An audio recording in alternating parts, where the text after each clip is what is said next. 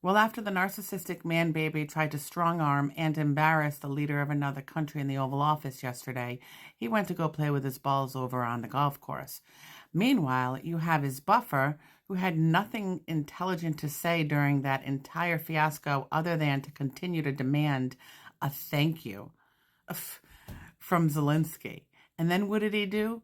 He takes his family on a ski vacation to Vermont. Vermont, of all places you could go on vacation with your family to escape. You go to Vermont? But what resulted from that?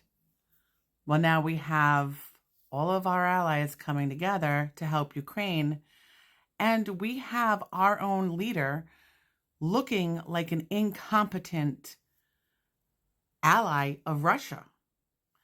And what did Russia do last night? Putin now thinks he's invincible. Putin was all over what happened in the Oval Office yesterday, and he was excited and in favor and absolutely credited Trump for doing a phenomenal job at strong-arming Zelensky. So what did Putin do last night? Russian drones bombed a Kharkiv hospital. I mean, it was a horrific scene because Putin now thinks he's invincible because he's got Trump on his side. So what happened today, March 2nd, you ask? You have the Defense Secretary, Pete Hegseth, pausing a cyber offensive against Russia. Now, this directive was first reported by The Record, and if you're not familiar with The Record, they're a cybersecurity publication, news publication.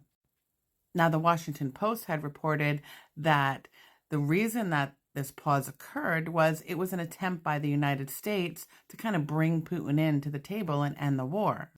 Now, multiple U.S. officials had also come out to CBS News and shared this directive, this information as well, saying, and I quote, Hegseth issued the directive to U.S. Cyber Command to pause planning against Russia, including offensive digital actions. Now, the duration of this pause is unclear.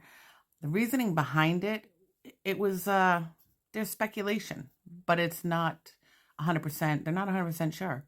So we'll see what happens with this, but there's always smoke and mirrors going on. Always, folks. I will keep you updated. Please like, follow, and share. I'll continue to bring you more content, and I appreciate you being here. I hope you have an excellent week coming up, but I'm sure it's going to be very interesting because Trump is going to speak on Tuesday, so we'll see what that brings.